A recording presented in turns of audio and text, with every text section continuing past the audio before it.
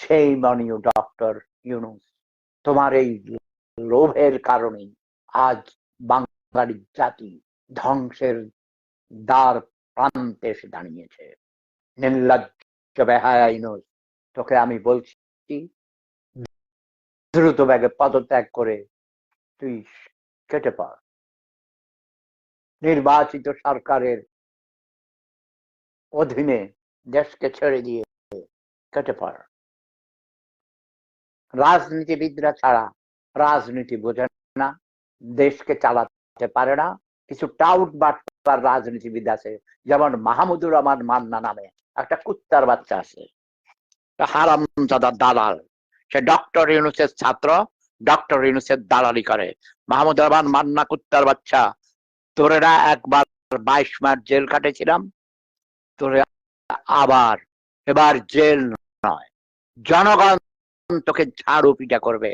এই মাহমুদুর রহমান মান্নার মতো চাটুকার কিছু তথাকথিত সোকল বামপন্থী এই কুত্তার বাচ্চারা দেশকে শেষ করেছে। তারা রাজাকারদের উত্তরসূরি, ওরা আইসা বাম সেজেছে। মাহমুদুর রহমান মান্না কখনো মুক্তিযোদ্ধা ছিল না, মুক্তিযুদ্ধের সপক্ষের ছিল না, তার 14 গোষ্ঠী রাজাকার ছিল। পাকিস্তান আমলে সে ইসলামিক ছাত্র সংঘ করত, যেটা পরে ইসলামিক ইসলামিক ছাত্র শিবির হয়েছে। রাজাকারদের উত্তরসূরি এরা সব। জোনায়েদ সাকি তার 14 গোষ্ঠী রাজাকার ছিল। এই লম্বা এই গাধা, এই হারামজাদার এক দালাল। আরো আছে সাইফুল, আমি অনেককে চিনি। নুরুল হক নূর, গরিবের পোলা, চোরের ঘরের চোর, চেহারা দেখলেই চোরের মতো দেখা যায়। এই দানিওয়ালা যতগুলো শয়তান, এরা সব জামাত শিবিরের কুত্তা। এরা 71-এ পরাজিত ঘাতক রাজাকার আলবদরদের প্রতিনিধিত্বকারী। এই দালালের বাচ্চারা, কুকুরের বাচ্চারা ডক্টর ইউনূসকে এনে ক্ষমতায় বসাইছে। এখন মানুষ বলে শেখ হাসিনা স্বৈরাচার হলেও অনেক ভালো ছিল, দেশের মানুষের জানমালের নিরাপত্তা ছিল, মানুষ না খেয়ে মরতো না। এটা ঠিক, শেখ হাসিনার সময়ে কোনো মানুষ না খেয়ে মারে নাই, আইন শৃঙ্খলা অনেক উন্নত। শুধু বলতে আমরা কথা কইতে পারি না, আসলে এইসব কইয়া ক্ষমতার ভাগাবাড়ি নিয়ে ক্ষমতা দখলের লড়াই ছিল।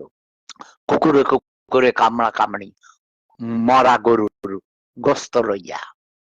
বাংলার মানুষ, তোমরা জেগে উঠো, তোমরা ঐক্যবদ্ধ গণ আন্দোলন গড়ে তোলো, তোমরা নিজেদের অধিকার বুঝে নাও।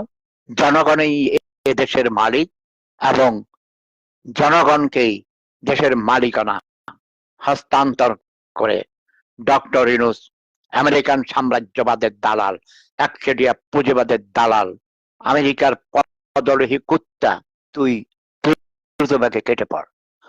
একটা নিরপেক্ষ তত্ত্বাবধায়ক সরকার গঠন করে দিয়ে তুই চলে যা, এবং নিরপেক্ষ তত্ত্বাবধায়ক সরকার 90 দিনের মধ্যেই নির্বাচন করে বিজয়ীদের হাতে ক্ষমতা হস্তান্তর করবে, দেশে শান্তি আসবে, আমি শতভাগ নিশ্চিত।